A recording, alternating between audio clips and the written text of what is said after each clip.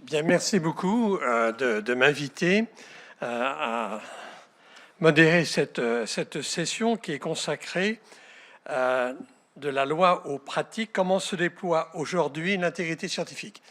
Alors évidemment, c'est une session qui me tient particulièrement à cœur puisque, comme l'a rappelé Pierre Ouzoulias, on a travaillé dur pour pouvoir formuler, merci beaucoup, pour pouvoir formuler le rapport en question et qui a abouti finalement à quelque chose qui était absolument essentiel, un cadre juridique pour l'intégrité scientifique. Ça a été évidemment, je crois, un événement fondamental et le rapport de l'OPEX a été aussi une pierre extrêmement importante contribuant à l'édifice et à l'édification de l'intégrité scientifique de notre pays. Alors, ce que Hélène m'a demandé très gentiment, c'est quelques diapositives d'introduction. Alors, je vais les passer rapidement parce qu'elles vous sont en fait très familières, dans la mesure où je vais vous parler rapidement des manquements potentiels à l'intégrité scientifique, qui a été finalement le moteur au départ des questions que nous nous sommes posées référentes à l'intégrité scientifique. Ça a été la falsification de la science, la fabrication de fausses données, etc. Et donc, il est logique que ça a été en ligne de mire de la création ou de la réflexion sur l'intégrité scientifique. Et donc, ce qui est intéressant de voir à l'heure actuelle, c'est qu'après beaucoup de discussions sur la typologie des manquements potentiels à l'intégrité scientifique, eh bien, l'Office est arrivé à une procédure simplifiée pour le traitement des signalements, avec une procédure qui est facilement accessible et qui permet une typologie des différents manquements. Alors, la typologie est aussi simple que possible en ce qui concerne les manquements majeurs, et puis elle est beaucoup plus difficile, bien sûr, sur les petits manquements. Or, ce sont les petits manquements, les petites égratignures à l'intégrité scientifique qui comptent. Le point important, ça a été donc la mise en place par l'Office de la prise en charge du signalement, de la conduite à tenir. Et là, les discussions antérieures, d'ailleurs, au rapport avec les référents intégrité scientifique, ont permis d'élaborer à l'heure actuelle finalement une conduite relativement standardisée de l'instruction. Ce qui reste intéressant à voir, c'est les suites à donner. C'est toujours difficile. Et donc là, l'expérience des uns et des autres se construit, mais on ne peut pas dire qu'à l'heure actuelle, il y ait quelque chose, je crois, qui soit uniforme et accepté par tous. Le point important, c'est la rectification des résultats, les sanctions, les réparations, la publication aussi, avec les réticences que naturellement un chef d'établissement peut avoir. Bien, tout cela est important, et aussi la possibilité d'un deuxième avis. Et donc, comme Pierre Ouzoulias vient de le dire, c'est la réflexion sur le droit à chaque citoyen d'avoir une opposition, une réflexion et d'avoir un recours en fin de compte. Et là aussi, l'Académie des sciences que nous avions impliquée dans notre rapport initial s'est mobilisée avec l'Office, et Stéphanie Ruffi en parlera cet après-midi. Et puis, la prochaine diapositive traite des manquements à l'intégrité scientifique et le bilan que l'on peut en faire après donc 5 ans. Alors ça, c'est tout à fait intéressant dans la mesure où il faut voir ce qui a été réalisé et on peut la quantifier avec les nuances que j'ai indiquées.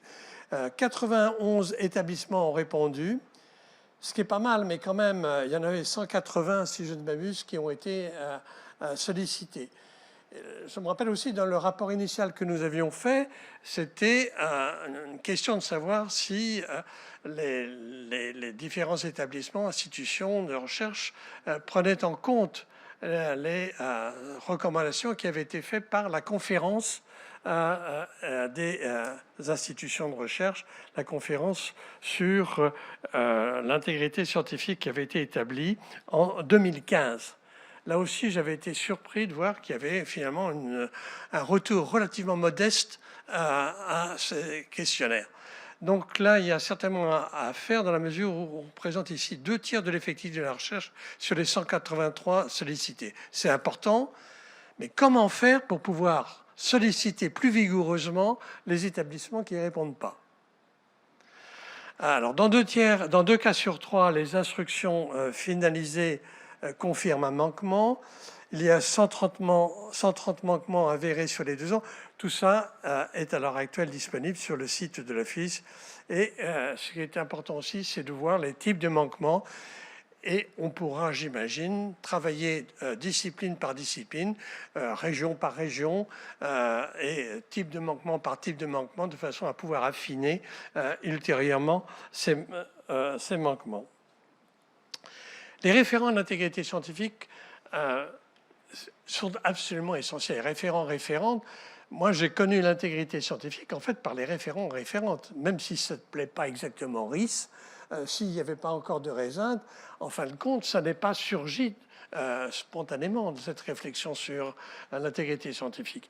Et un certain nombre de chercheurs et de chercheuses étaient d'emblée motivés pour avoir une conduite rigoureusement intègre et essayer d'en faire l'article auprès de leurs collègues. J'ai remarqué que dans les recommandations de l'OPEX, la recommandation numéro 4 indique « Encourager la nomination de RIS dans l'ensemble des établissements de recherche, préciser leur statut ».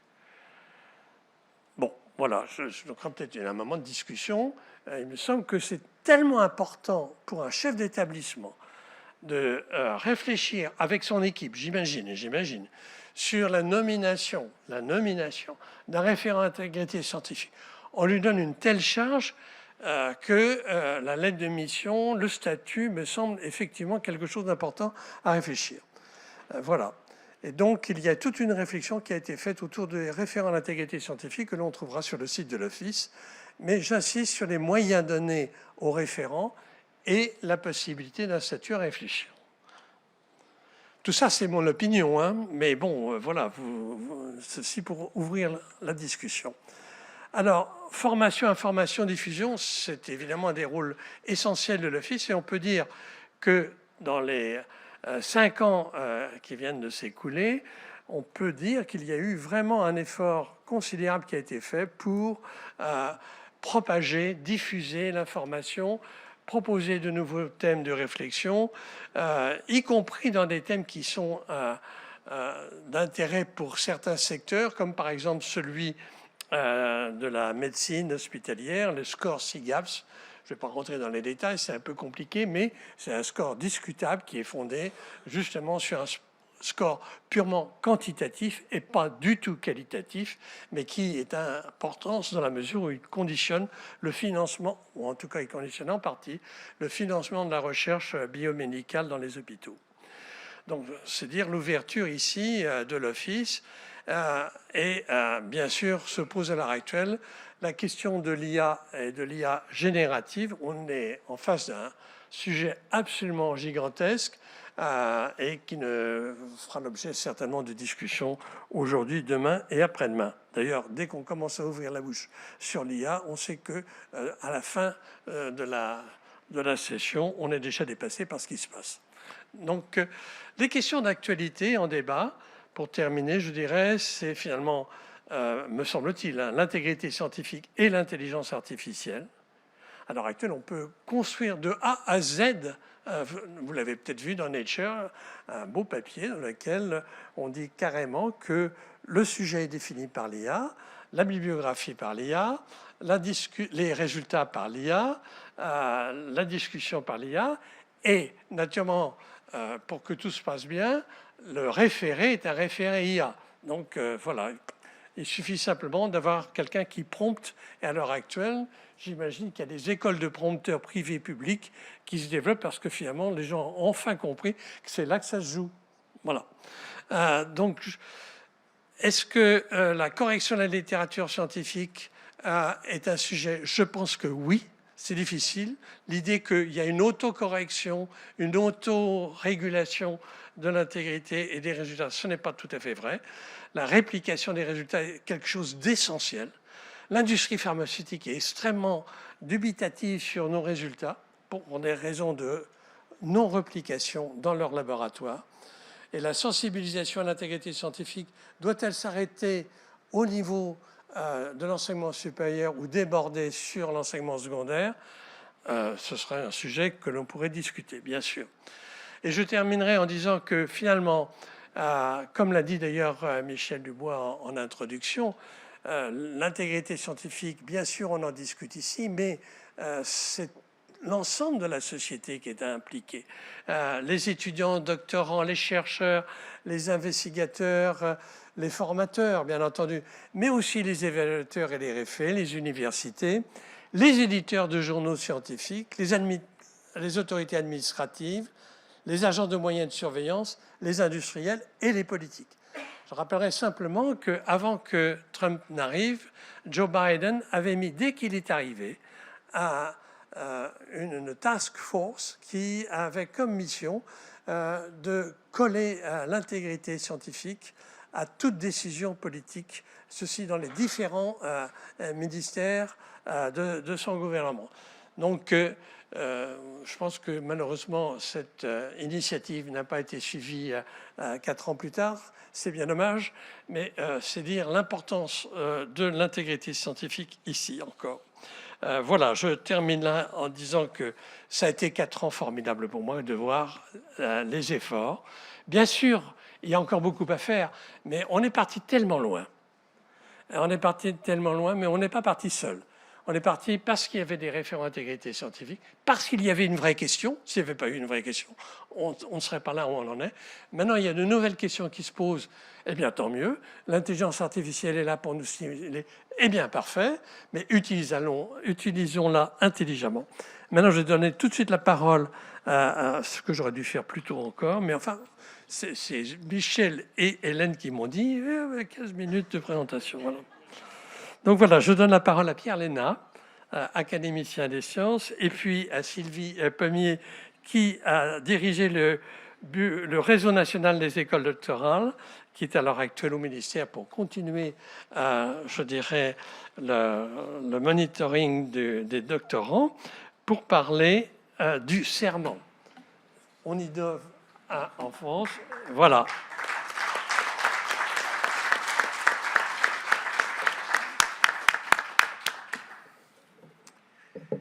Bonjour à toutes et à tous. Merci Pierre pour cette introduction très conduit à beaucoup de réflexions. Je parlerai ici de l'un des aspects qui a résulté de la loi, à savoir le serment d'intégrité scientifique. Il est prêté par près de 15 000 jeunes cette année, nos docteurs, qui travaillent dans une des très nombreuses disciplines du savoir, lors de la soutenance de leur doctorat, et depuis l'année 2022. Ils font ainsi de la France le seul pays, sans doute, où à une telle échelle, la prestation d'un serment lié directement à la construction des connaissances qu'est le doctorat a lieu. Nous allons le présenter à 2 voix, puisque, après une évocation rapide, plutôt historique, Sylvie Pommier fera la présentation de son actualité. Et en tout cas, je tiens à remercier Michel Dubois et l'Office pour cette invitation de quelqu'un qui a suivi cette histoire du serment depuis un certain temps. Donc, la première image...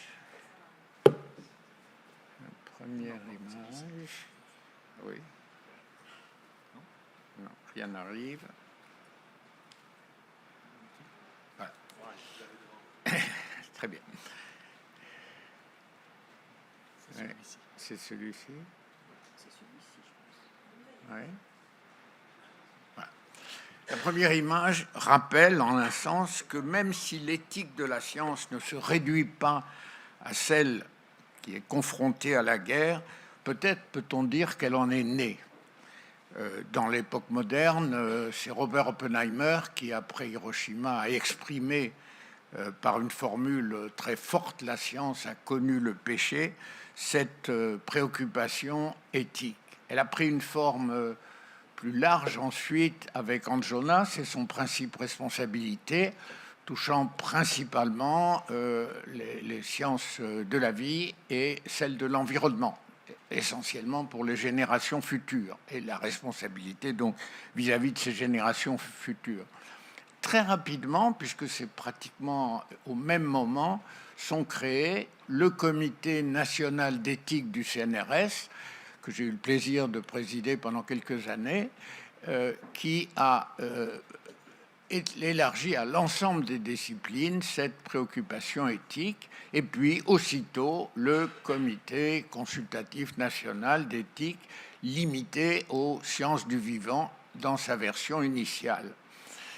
Et puis est arrivé en 1995 le prix Nobel de la paix de Joseph Rotblat, donc le seul physicien qui ait quitté le projet Manhattan, piloté par Robert Oppenheimer, pour son désaccord avec les objectifs même de ce projet.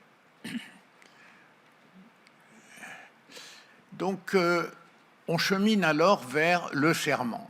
Quelques étapes qui sont rappelées dans les références que j'ai données. À ma connaissance, le premier endroit où on installe un serment, c'est l'École polytechnique de Lausanne, 1993, donc peu après ces premières démarches. Le serment que propose Joseph Rotblat, et puis très rapidement, pratiquement concomitant, celui que propose Michel Serres, en 1999 et 1998, sont très semblables et mettent l'un et l'autre l'accent sur la responsabilité des scientifiques dans l'usage des connaissances, à savoir bien au-delà de la pratique même de l'activité scientifique, mais une sorte de responsabilité beaucoup plus globale. J'ai souligné en rouge les termes très explicites, l'usage de mes connaissances, leurs applications sont mises en avant. On est ici dans une différence assez profonde que l'on va retrouver dans la mise en place du serment doctoral avec le serment d'Hippocrate, qui a servi de modèle en quelque sorte comme le serment d'Archimède à Lausanne, à savoir que ce nouveau serment ne marquerait plus l'entrée dans une profession avec l'engagement d'en respecter la déontologie, mais une vision beaucoup plus large de mettre des connaissances au service, dans toute une carrière professionnelle, de valeurs précisées.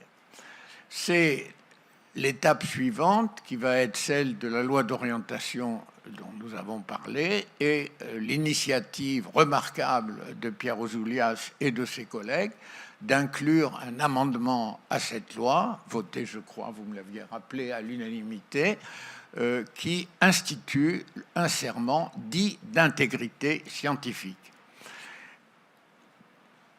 La création de ce serment, dans le détail, est laissée aux instances du ministère et à la parution d'un décret qui sera publié peu après. Et je vous en redonne la formulation.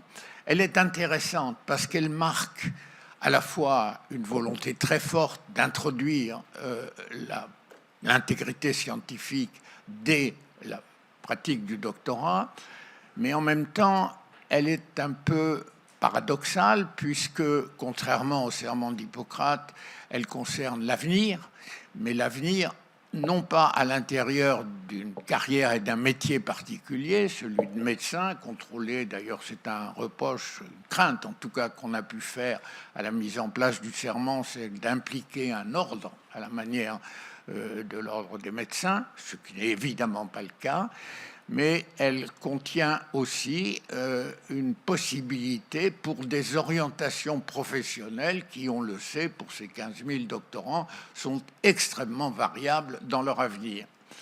Et le point un peu paradoxal du serment, c'est qu'il assume pleinement, puisqu'il en porte le nom, l'objectif de l'intégrité scientifique, mais il contient aussi, et nous y avions tenu, dans la mesure où l'Académie des sciences avait été consultée sur sa rédaction, en particulier le rôle de Jean-François Bach, nous avions tenu à ce que le mot éthique y figure aussi. Donc la formulation qui a été retenue de réflexivité éthique est peut-être pas la formation idéale, et il faudra peut-être y revenir un jour. Mais il s'agit bien d'un engagement solennel pris à l'issue du doctorat. Je donne par exemple, lors d'un premier bilan que nous avions fait il y a près de 5 ans, lors de la première enquête, Sylvie Pommier va revenir sur cette seconde enquête récente, le témoignage d'une jeune femme, sage-femme, qui, à l'issue de son doctorat, explicitait pourquoi le serment avait été essentiel pour ses choix d'avenir. Elle est aujourd'hui sage-femme en Île-de-France et elle disait, quel que soit le chemin que j'allais décider de prendre, je savais que j'allais garder les valeurs qui me sont chères. Donc le serment est bien ici l'explicitation de valeurs. Est-ce à dire pour autant qu'il prépare l'ensemble de nos doctorants au ce que Paul Ricoeur appelle les espaces de perplexité qu'ouvre la science et ses avancées, comment choisir le juste et l'injuste, qui sont véritablement des questions d'éthique posées lors des pratiques et posées à l'ensemble de ceux dont la liste présentée à l'instant, journalistes, politiques, scientifiques, chercheurs, professeurs, ont tous à voir avec. Est-ce que c'est avec ce serment qu'on le prépare le mieux? Faudra-t-il sans doute, dans quelques années, le revoir pour qu'il aide au mieux au discernement de tous ces acteurs quant à leur action éthique? Je vous remercie et Sylvie.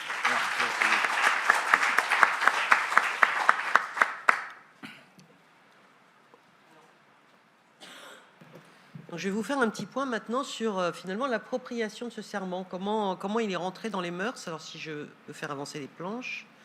Flèche du haut. Oui, il faut que je pointe vers où en fait? Voilà. C'est pas très pratique. Je pense que je n'en vois pas, oui. Je vais aller là-bas. Non, ça va?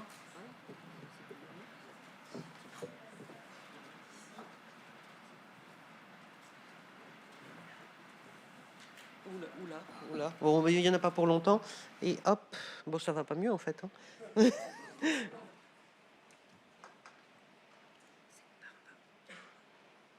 Ah, d'accord. Alors voilà, peut-être pour placer un petit peu le contexte de cette appropriation. En fait, on avait entre le moment où la loi a été votée et puis la mise en œuvre, il y a eu un petit peu de temps qui s'est passé et il y a un arrêté qui a été publié en août 2022 qui a donné le texte du serment et qui l'a rendu, qui est rentré en application pour tous les doctorants à partir du 1er janvier 2023. Dans cette période-là, on a eu déjà un certain nombre de doctorants enthousiastes qui, avant que ce soit obligatoire, ont commencé, enfin avant que ce soit entré en application, ont commencé à prêter serment à l'issue de leur soutenance. Et au niveau du collège Réseau national des collèges doctoraux, on avait à ce moment-là lancé une enquête qui portait sur tous les éléments du doctorat, et on en a profité pour ajouter quelques questions sur le serment des docteurs. Donc, qui a permis, en posant ces questions-là, d'abord, ça permettait de voir quelle était l'adhésion ou la non-adhésion, comment cette mesure était reçue, mais c'était aussi une occasion de faire de la sensibilisation et en leur posant la question, les informer sur l'existence de ce nouveau serment. Depuis, une nouvelle enquête a été lancée, donc elle a été co-construite entre l'Office, le Réseau national des collèges doctoraux, au ministère également, où j'ai pu participer. Et puis, l'enquête a été lancée récemment, mais sous forme d'une enquête flash qui était ciblée sur cette question-là. Voilà. Alors, vous avez la version, mais on en a déjà parlé. Elle est en français et aussi en anglais, ce qui permet à tous les doctorants de prêter serment indépendamment de leur langue. Alors peut-être juste pour donner quelques éléments, sur cette enquête-là, il y a eu une enquête miroir qui a été faite à la fois auprès des doctorants et de leurs encadrants pour avoir les deux points de vue. Il y a eu plus de 2600 doctorants et doctorantes qui ont répondu et 2300 encadrants et encadrantes. Le questionnaire leur a été adressé avec juste des questions ciblées, mais qui ne portaient pas que sur le serment, mais aussi sur quelques points, les formations à l'intégrité scientifique, les référents. Donc voilà, ils ont eu quelques questions supplémentaires et ça a été distribué dans les écoles doctorales qui se sont chargées de relayer auprès des doctorants et des encadrants. Donc ça a été fait entre le 23 mars et le 5 mai. Donc c'est tout frais en fait. Alors, déjà, les répondants et les répondantes. Peut-être pour faire un petit point, vous avez donc en vert les doctorants, en bleu-vert les doctorants, en rouge les encadrants. Donc on a un peu plus d'hommes que de femmes, ce qui correspond à la répartition dans la population générale. C'est peut-être pas tout à fait représentatif. Et puis vous avez également la répartition disciplinaire. Et là on a une surreprésentation des sciences et technologies dans les répondants par rapport à la population générale. Ce qui est intéressant pour les doctorants aussi, c'est de regarder où ils sont dans leur parcours. On s'aperçoit, on le verra après, qu'on en a à peu près un quart qui sont en première année et donc ils n'ont pas toujours eu les formations d'intégrité scientifique, puisque depuis 2016, on a des formations obligatoires en doctorat à l'éthique de la recherche, à l'intégrité scientifique, et habituellement dans les écoles doctorales et collèges doctoraux, on demande que ces formations-là soient faites dès la première année et c'est vérifié lors du premier comité de suivi individuel. Donc on a ça. Pour les répondants, on s'aperçoit qu'on a une grande majorité des répondants qui sont des encadrants, qui sont plutôt en fin de carrière, et on a une partie aussi importante qui est en milieu de carrière. Alors ça, c'est un biais lié à l'enquête, puisque les écoles doctorales disposent des contacts des directeurs et directrices de thèse, donc leur ont envoyé l'enquête, mais on n'arrive pas directeur ou directrice de thèse en début de carrière. Alors peut-être pour premier point, les formations doctorales à l'éthique de la recherche et à l'intégrité scientifique. Qu'en pense-t-il? Donc la première chose, en avez-vous suivi une? La grande majorité des doctorants en ont suivi. Donc on était au niveau de l'enquête entre mars et mai, donc c'est logique, ils sont en fin de première année. Il y en a quelques-uns qui n'en ont pas suivi, mais presque tous, 88%, ont suivi une formation. Ce qui est intéressant aussi, c'est de voir que les encadrants, à 53%, ont eu ce type de formation, ce qui n'était pas du tout le cas auparavant. Donc là, il y a vraiment aussi des encadrants expérimentés qui suivent des formations. Derrière, c'est considérez-vous que cette formation était utile? Ça, c'est ceux qui l'ont suivi. Donc, c'est la grande majorité, aussi bien des doctorants que des encadrants, considèrent que la formation a été tout à fait ou plutôt utile. Mais on en a une proportion qui, effectivement, n'a pas apprécié la formation qu'ils ont suivie. Il faudra y travailler. Ça peut être sur le format, ça peut être sur les questions ou l'intérêt pour la suite.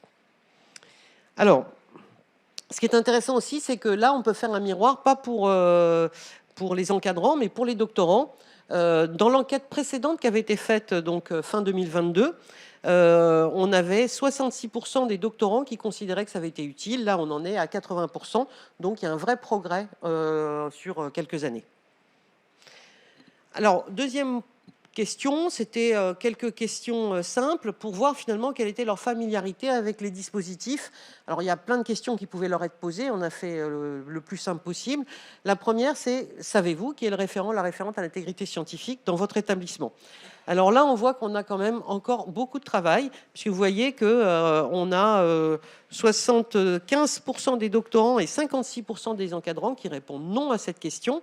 Alors pour les doctorants, on peut considérer que c'est compréhensible parce qu'ils suivent des formations à l'éthique de la recherche et à l'intégrité scientifique qui peuvent être faites sous forme de MOOC et qui sont nationales. Et donc ils n'ont pas forcément le nom du référent intégrité scientifique de leur établissement. Bon, c'est pas forcément idéal, hein, ils devraient le savoir. Mais pour les encadrants, là, il y a quand même une grosse défaillance. Donc il y a un vrai travail à faire pour qu'on connaisse mieux les dispositifs et surtout les personnes qui sont en charge et le point d'entrée. Sur le degré de familiarité avec le serment doctoral, on voit que là, il est très connu. En fait, on a 11% des doctorants et 2% des encadrants qui n'en ont jamais entendu parler. Une grande partie des encadrants, plus de la moitié, qui connaissent précisément le contenu. Les doctorants, pas encore. Mais en général, ils le connaissent dans les grandes lignes. Là aussi, si on compare avec fin 2022, on a eu une progression. Donc pour les encadrants, on est passé de 21% qui n'étaient pas du tout au courant à 2%, et pour les doctorants de 24% à 11%, donc un progrès significatif.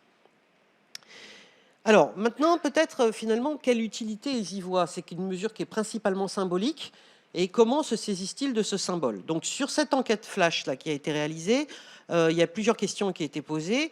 Ces prestations de serment, est-ce qu'elles peuvent renforcer l'engagement moral des docteurs qui ont prêté serment à respecter les principes de l'intégrité scientifique? Et vous voyez qu'il y a une écrasante majorité qui considère que oui, c'est un outil de renforcement de l'engagement en faveur de l'intégrité scientifique.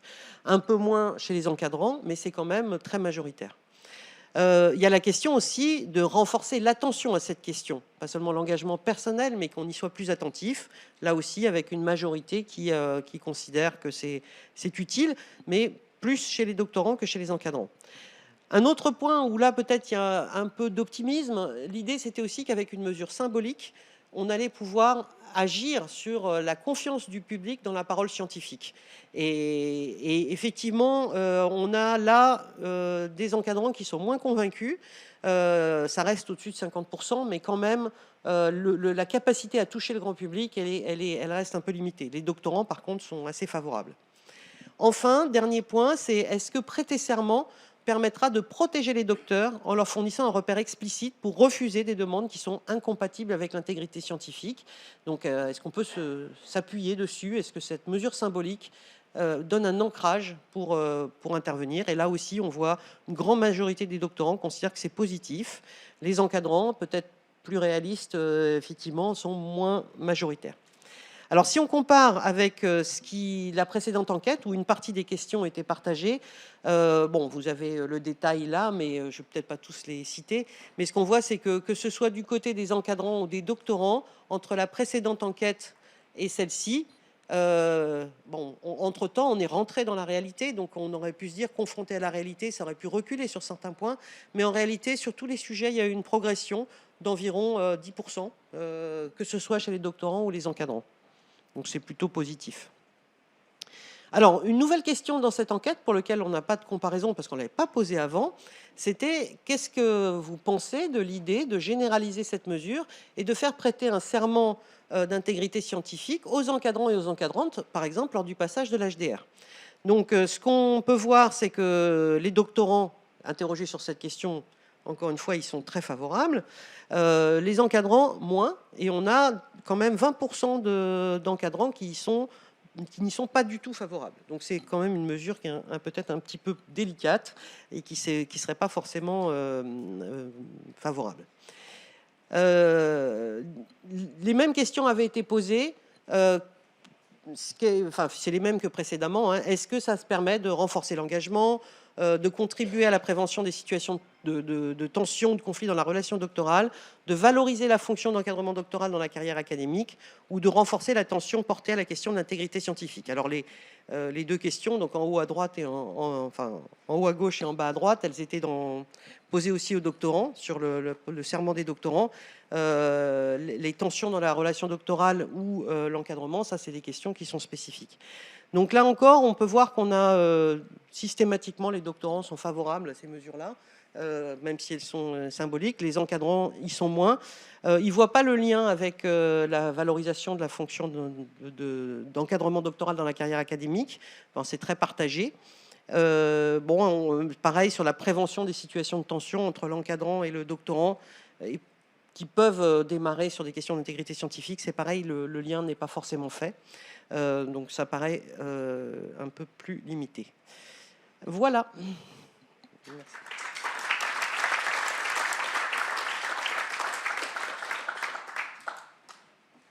Merci beaucoup. J'aurais dû dire que chaque intervenant a à peu près 15 minutes et que ce sera à la fin de la session qu'il y aura une discussion générale. Mais il y a toujours une exception. Sylvie devant nous quitter, on va faire tout de suite la discussion sur le serment doctoral. Je vous invite donc à poser toutes les questions que vous souhaitez. Qui veut débuter? Moi, j'en pose une. Qu'est-ce qui se passe en Europe? Est-ce que ce serment doctoral est quelque chose qui intéresse éventuellement nos collègues européens? Comment le prennent-ils? Alors, je peux peut-être répondre pour dire au moment où ça a été fait, il y a eu beaucoup de couverture internationale sur cette mesure dans la presse internationale, pas qu'en Europe d'ailleurs. Donc j'ai même eu l'impression qu'il y a eu plus d'articles de presse à ce sujet-là dans d'autres pays que la France. Donc ça a été remarqué un peu partout. Par contre, j'ai pas vu de mesures équivalentes qui étaient mises en place dans d'autres pays. Voilà. Donc Je pense que aux Pays-Bas, c'est dans tout le pays que c'est le serment aussi, et quelques institutions en Allemagne et en Belgique que j'en sais. Oui, Olivier Descamps. Bonjour, merci beaucoup pour ces présentations. Olivier Descamps, président du COFIS. Une question, est-ce qu'il ne faudrait pas prévoir un serment avant le doctorat? Parce que les étudiants en master, ils préparent des mémoires. On est confronté de plus en plus à des mémoires qui sont préparées avec l'intelligence artificielle. Est-ce qu'il ne faudrait pas développer une culture dès les premières années d'études avec la possibilité de ces mémoires en master 2? Merci. C'est effectivement une question que nous nous étions posée au moment de la mise en place du serment. La loi était claire, c'était à la fin du doctorat. Mais personnellement, je crois que la période de fréquentation concrète de l'activité scientifique, qui n'est pas vraiment le cas au long de la licence et du master, mais qui devient la règle pendant les années de doctorat, rend concret la question de l'éthique et de l'intégrité pour les étudiants. Et on voit bien d'ailleurs qu'entre les premières et les troisièmes années, il y a un processus long qui est accompagné. Donc on pourrait bien, comme vous le suggériez tout à l'heure, introduire cette préoccupation dans l'enseignement secondaire même et dans le parcours universitaire. Mais il me semble que le moment solennel doit rester celui de la soutenance de thèse. D'ailleurs, les doctorants eux-mêmes nous ont dit être très sensibles à la solennité de l'événement. Une dernière question, éventuellement. Oui. Didier Chollet, référent intégrité scientifique de l'Université de Rouen. Je déborde un petit peu, puisque vous allez partir, sur la problématique de la formation. Et donc, je me suis rendu compte, en interrogeant des doctorants ou des docteurs dans des congrès des universités dans lesquelles, qui n'étaient pas dans mon université, que dans certaines universités en particulier, il n'y avait pas de formation en présentiel et qu'il y avait des biais importants sur l'utilisation des MOOC, puisque certains doctorants vont se connecter jusqu'à obtenir leur attestation sans véritablement recevoir une formation. Et pour avoir fait une enquête spécifique, je me suis rendu compte que dans ces universités-là, je pourrais en citer, mais ce n'est pas le lieu ici, il n'y a quasiment pas d'alerte de doctorants, c'est-à-dire qu'ils ne sont même pas, pour les avoir questionnés, excusez-moi, pour les avoir questionnés, ils ne sont même pas au courant de la position de l'autorat. Par exemple, mon directeur de thèse s'est mis en premier auteur sur un papier que j'avais fait, virgule, sur les problèmes de plagiat, etc. Et donc, il y a en gros une très grande diversité entre ceux qui sont véritablement formés, qui font des formations, qui sollicitent et qui connaissent les référents, et d'autres universités. Et pour moi, c'est un véritable problème de différenciation au niveau national. Qu'en pensez-vous? Oui, moi, je suis complètement d'accord. Et de toute façon, la première question qui avait été posée, connaissez-vous votre référent intégrité scientifique, qui a montré qu'effectivement, ils ne les connaissent pas, elle souligne bien ça, parce que le MOOC national, on peut imaginer qu'il peut être très bien fait. Alors, ça, pour l'intégrité scientifique, bon, mais pour l'éthique, il faut qu'on puisse aussi avoir du questionnement, du débat. Donc, de toute façon, la forme MOOC n'est pas forcément adaptée. Mais même quand elle est adaptée, à partir du moment où c'est national, ça ne donne pas le lien avec les contacts locaux. Donc, on pourrait avoir des outils en ligne dont les établissements se saisissent, mais qui doivent s'intégrer dans une formation plus large. Mais je pense que ça, c'est effectivement, lorsqu'il y a les évaluations qui sont faites par l'HCERES des formations doctorales, il y a tout un chapitre sur l'intégrité scientifique et il faut peut-être revenir dessus et faire passer le message aux écoles doctorales. Et nous aussi, on le fait. Merci. Nous allons passer à la présentation suivante. Alors, c'est vous qui remplacez le président. Je voulais simplement rappeler que il y a eu une conférence des signataires de la charte de déontologie. Est-ce que ceci évoque quelque chose à l'ensemble de l'auditoire? C'est quand même important parce que c'est vraiment l'historique.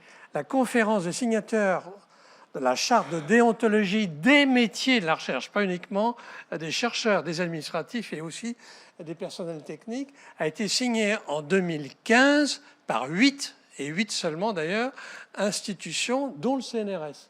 Alors, vous êtes le bienvenu pour nous dire ce que vous pensez aujourd'hui de cette conférence et du rôle du CNRS de l'intégrité scientifique.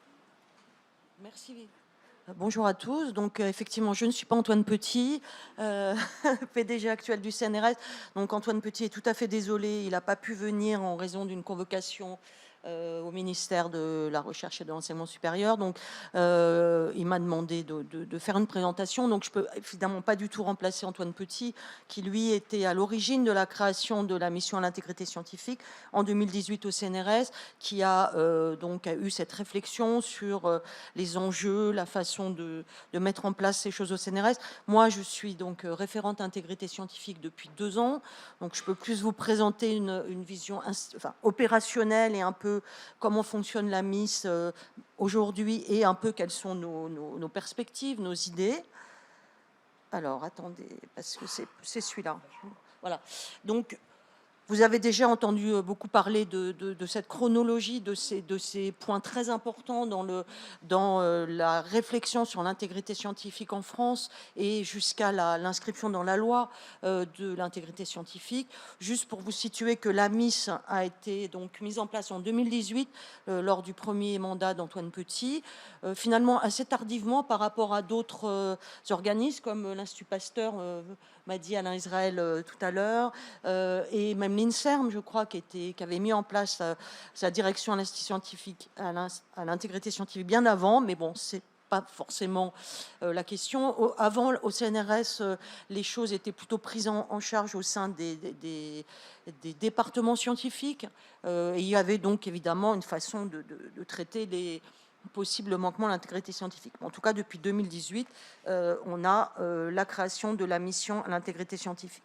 Alors, ce qui est important, c'est la place de cette mission à l'intégrité scientifique au sein du CNRS. Le référent à l'intégrité scientifique et donc la mission à l'intégrité scientifique est directement rattaché à la présidence, comme d'ailleurs les autres référents nommé par le PDG du CNRS. Donc ça, c'est finalement la mise à des comptes à régler uniquement au PDG. Et donc ça, c'est un gage d'indépendance, de neutralité.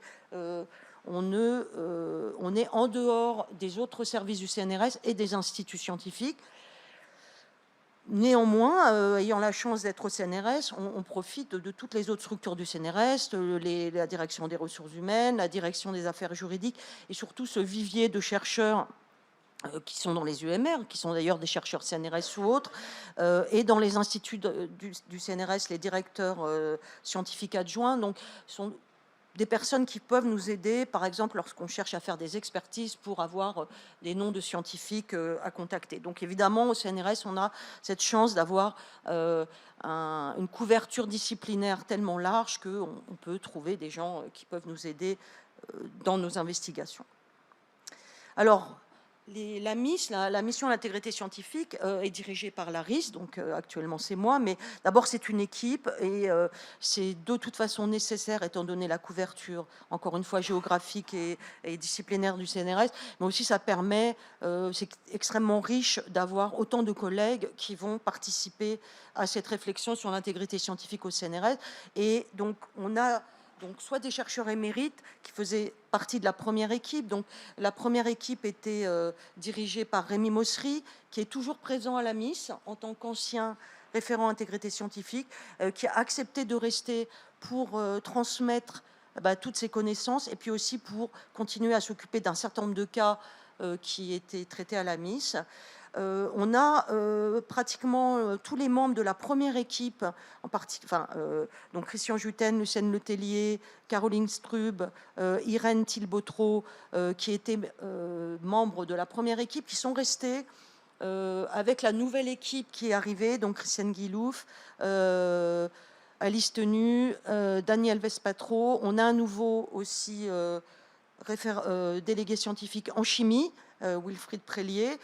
Donc ça, on a eu pendant 2 ans la chance d'avoir un peu l'ancienne équipe, la nouvelle équipe, donc une transmission du savoir et puis peut-être aussi réfléchir sur les idées du début, les nouvelles idées. Donc ça, c'était vraiment une chance qu'on a eue à la Miss. Et pour l'instant, on a une équipe assez large qui va se resserrer, mais en tout cas, je pense que cette transition s'est faite tout à fait en douceur et sans perdre de savoir et d'expérience.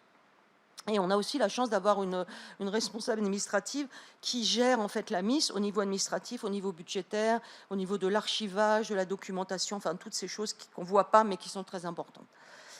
Alors les missions confiées à la Miss, elles sont celles de tous les risques, donc traiter les signalements de potentiels manquements à l'intégrité scientifique et informer la direction du CNRS sur la réalité et le degré de gravité de ces potentiels manquements au manquement, contribuer à la formation à l'intégrité scientifique au sein du CNRS et même au-delà, mais également, c'est l'essentiel de notre travail, aider à résoudre des conflits entre chercheurs ou d'ailleurs entre personnel des laboratoires. C'est très important aussi contribuer à nettoyer la littérature scientifique fausse. Donc il peut y avoir des erreurs, il peut y avoir des fraudes. Quoi qu'il en soit, il faut absolument travailler pour enlever ces erreurs, corriger ces erreurs. Et puis travailler aussi au niveau de la société, parce qu'on est responsable aussi de la confiance que la société a dans nos recherches. Et on sait que lorsqu'il y a des problèmes de fraude, ça sort souvent dans la presse et c'est normal. Et il faut absolument réagir et dire comment au CNRS ou ailleurs on traite ce genre de questions. Les statistiques de la mise, donc très brièvement, parce que je ne vais pas m'étendre là-dessus, mais ce qu'il faut savoir, donc ça c'est les chiffres depuis la création de la mise jusqu'en mai 2025, donc c'était une diapositive qui a été préparée par Dorothée Weissmann. On voit qu'il y a eu 270 mails de signalement, donc des mails qui sont reçus par la RIS, et que un peu plus de la moitié ont conduit à des saisines. Ça veut dire que tous les mails qu'on reçoit ne vont pas obligatoirement conduire à des saisines. Dans certains cas, c'est pas de l'intégrité scientifique, ou alors c'est pas le CNRS, ou alors c'est plus des questions de harcèlement ou des questions de RH. Donc on a aussi un rôle là de réorientation. Donc ça c'est important. Parmi les 154 saisines, on essaye absolument toujours de faire de la conciliation, essayer que les choses s'arrangent un peu en faisant le pont entre les protagonistes.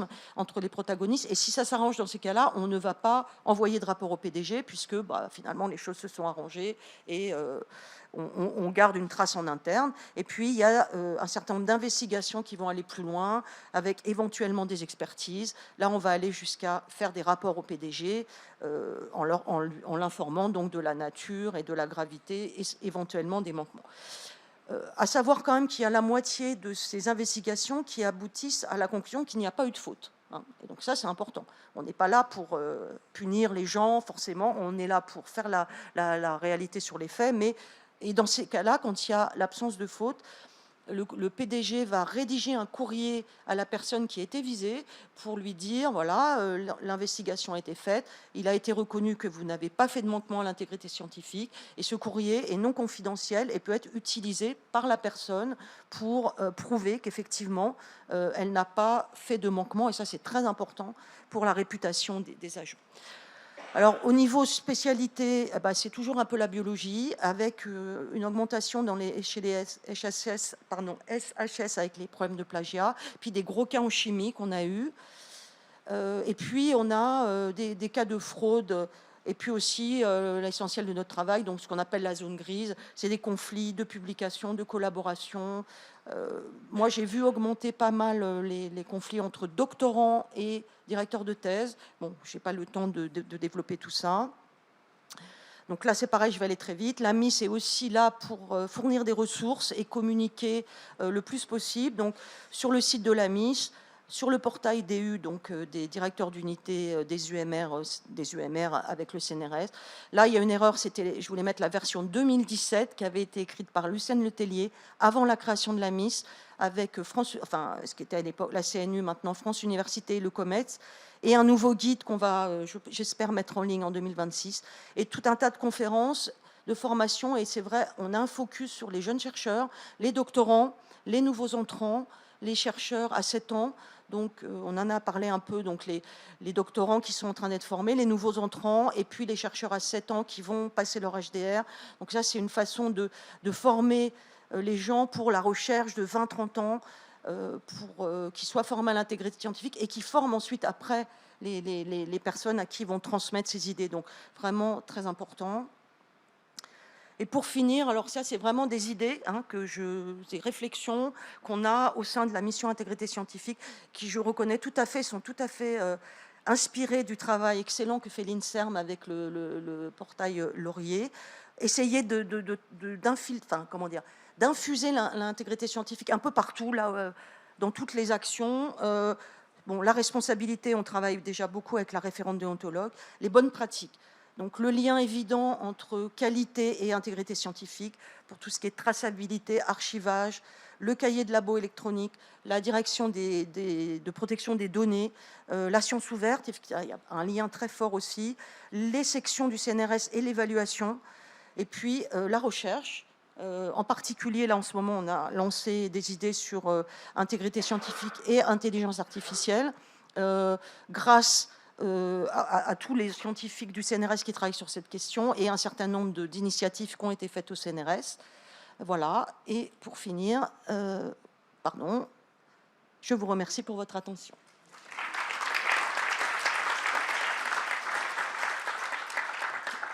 Merci beaucoup. Comme je le disais, on fera une discussion groupée, et donc je donne tout de suite la parole à Madame Lantôme, si vous voulez bien.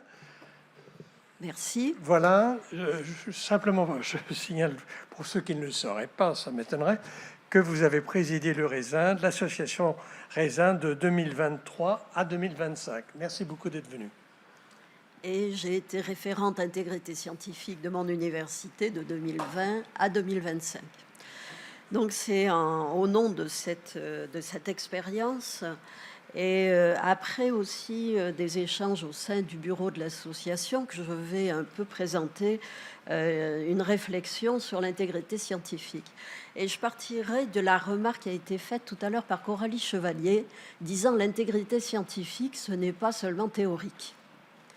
Et je voudrais justement redonner un peu la chair de l'intégrité scientifique à travers l'activité des RIS, car finalement, ce sont eux qui sont au charbon quotidiennement et qui voient le côté concret des questions qui se posent en matière d'intégrité scientifique. La définition du rôle des RIS, je pense que vous la connaissez. Elle a été définie par la loi, la LPR, puis par le décret d'application en 2021, puis transposée dans le Code de la recherche, ensuite en 2023 et 2024. En gros, le rôle, si on résume, c'est promouvoir une culture de l'intégrité scientifique, contribuer à la définition de politiques d'intégrité scientifique locales, notamment de l'établissement, participer aux actions qui promeuvent l'intégrité scientifique et traiter les signalements pour manquement à l'intégrité scientifique avec impartialité, dans le respect du contradictoire et de la confidentialité. Notons que cette dernière mention de la confidentialité n'est malheureusement plus dans le Code de la recherche, ce que nous regrettons vivement. Alors, je commencerai par quelques constats sur la situation des RIS. Il ne faut pas oublier que les RIS constituent un groupe extrêmement hétérogène. Et quand je vois la présentation faite par ma collègue précédente, il faut aussi savoir que la plupart des RIS sont seuls dans leur établissement. Ils ne bénéficient pas de la structure du CNRS et de la MIS. Donc bien sûr, nous sommes très jaloux de cette MIS, mais ça n'existe pas et les RIS doivent faire avec. Ils sont hétérogènes de par leur diversité d'appartenance disciplinaire. Il y a une enquête faite par l'Office en 2022 qui mettait en valeur cette variété disciplinaire. Ils sont divers aussi par leur mode de nomination. Parfois, il y a un appel à candidature. Parfois, ils sont simplement nommés par la direction de l'établissement. Ils sont divers par la durée de leur mission. En général, c'est plutôt 3 ans renouvelables, mais là aussi, il y a des variations selon les établissements. Ils sont très, très divers concernant la formation préalable qu'ils peuvent avoir en matière d'intégrité scientifique, où ça va d'un niveau très limité à un niveau avancé, pourrait-on dire, en matière de formation. Au-delà de leur propre pratique, qui souvent les a sensibilisés à ces questions, et c'est pour ça qu'ils ont souvent été nommés référents intégrité scientifique, il y a tout un champ qu'ils découvrent ensuite. Alors, finalement, quelle est la réalité du travail des RIS? Je voudrais un peu insister là-dessus. Alors, mes collègues RIS qui sont là vont trouver que je vais beaucoup trop vite sur certains points, mais en un quart d'heure, on ne peut pas tout dire. Et je voudrais dire quand même que les RIS sont confrontés à plusieurs défis quand ils sont nommés. Dans un temps court, 3 ans de mission, de mandat, parfois plus, il leur faut se former. Il leur faut répondre aux sollicitations internes. Il faut prendre la mesure de la complexité des situations qui leur sont soumises. Il leur faut aussi prendre la mesure de la diversité de leurs interlocuteurs, les services, des collègues de différentes disciplines, les doctorants, des masterants. Et je voudrais commencer la description de leur activité en allant à l'encontre d'une idée reçue. Le traitement des manquements à l'intégrité scientifique n'est qu'une partie, parfois très minoritaire, de l'activité des RIS. Ça ne veut pas dire que leur activité soit inutile, mais il faut bien avoir ça aussi en tête.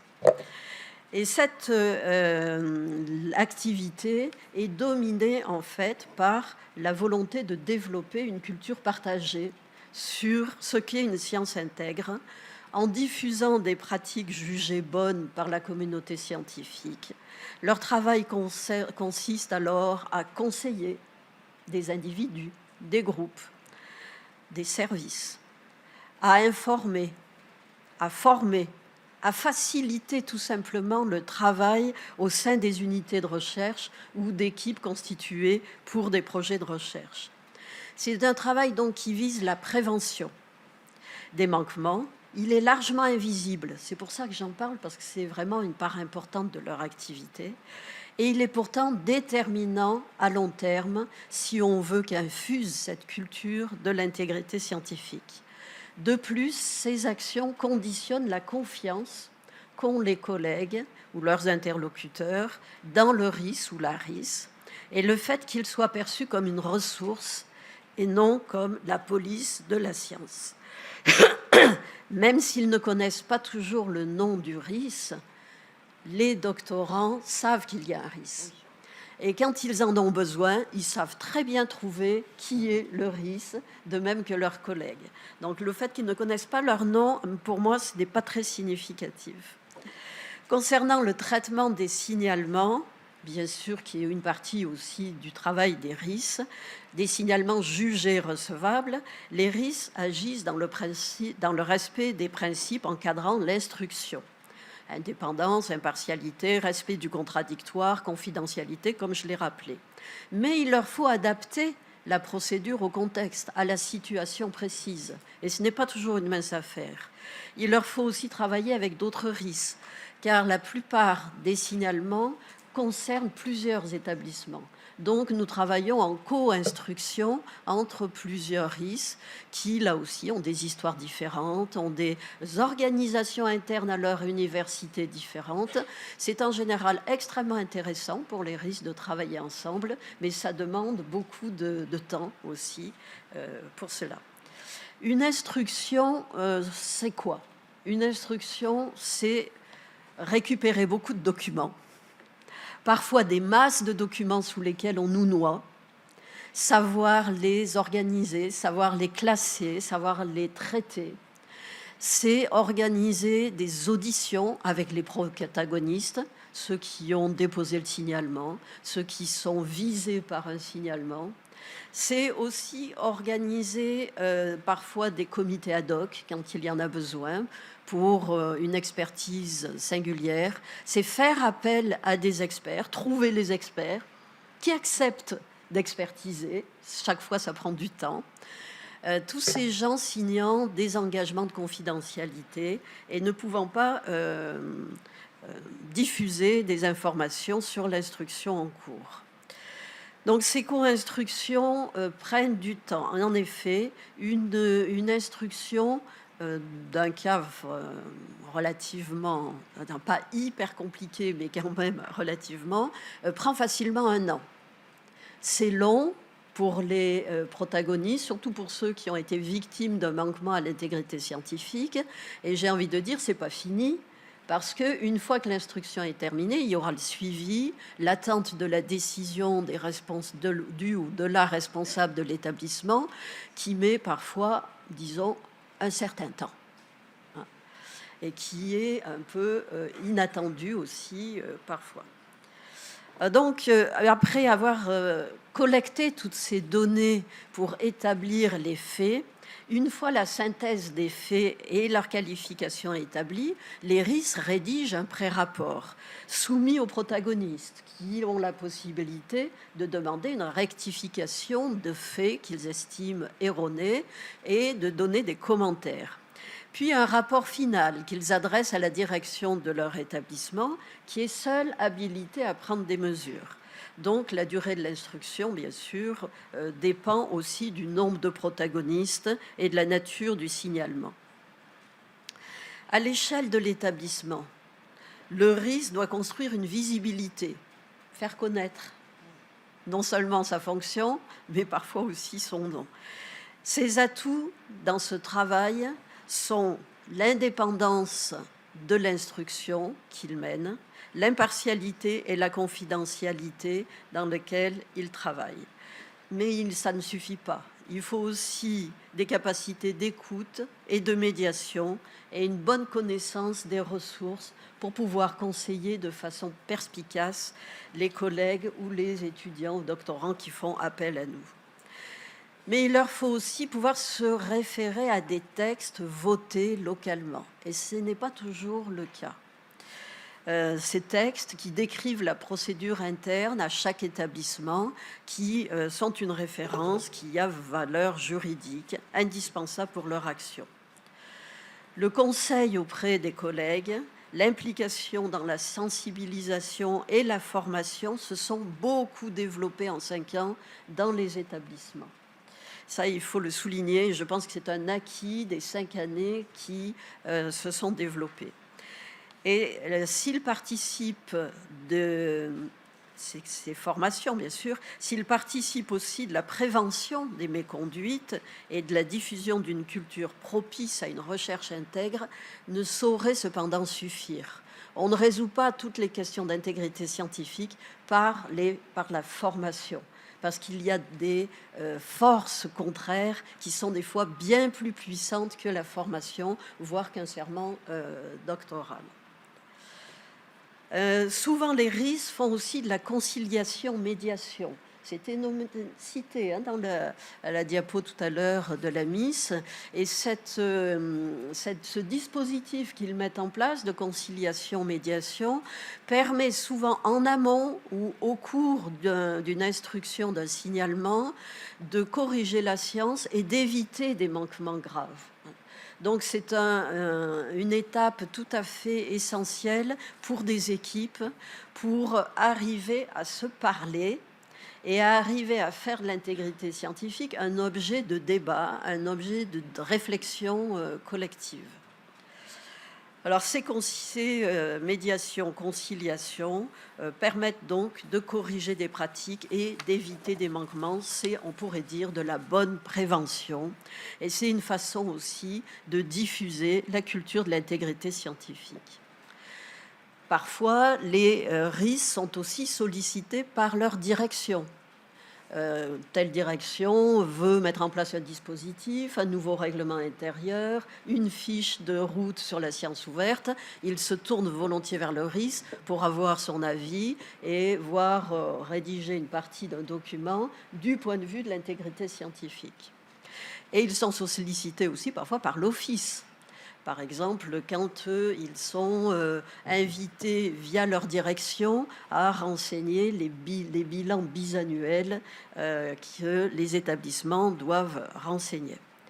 De l'extérieur, on peut penser qu'un signalement égale un manquement, égale une qualification de manquement et ensuite suivi d'une prise de décision. Si c'était si simple, nous serions heureux. En fait, établir les faits s'avère souvent plus compliqué qu'imaginé, particulièrement en sciences humaines et sociales. Et d'autant plus que certains protagonistes excellent à développer des pratiques situées dans cette espèce de zone grise où c'est ni une bonne pratique, ni un vrai manquement. Il y a aussi parfois des signalements sans objet, qui nécessite une réhabilitation des chercheurs. Et plusieurs collègues ont évoqué récemment aussi des cas où les RIS étaient instrumentalisés dans des conflits interpersonnels entre chercheurs, où on voulait les faire arbitrer, bien sûr dans un sens, du point de vue de chacun. Donc ces questions-là montrent la complexité du travail des RIS, mais ce qui pèse le plus sur l'activité des RIS, c'est l'actuelle économie de la recherche. Ça a déjà été évoqué, mais je voudrais le dire vraiment avec force. Cette économie de la recherche qui repose sur un productivisme excessif, des environnements de travail qui génèrent des dysfonctionnements organisationnels et des rapports conflictuels entre collègues confrontés à la concurrence généralisée, doublés d'injonctions paradoxales à la coopération. Cette productivité de la recherche, encouragée indirectement par les institutions, quand l'évaluation repose sur des critères essentiellement quantitatifs, dégrade les relations professionnelles et est propice à des méconduites. Il faut se dépêcher de produire des données, il faut publier très vite. Les circuits de régulation sont alors vus comme des empêchements, trop lents, trop lourds. On passe par-dessus, notamment par exemple pour la gestion de données, pour le cahier de laboratoire. Les exemples de dérives liées au fonctionnement même de la recherche abondent et arrivent souvent auprès des RIS.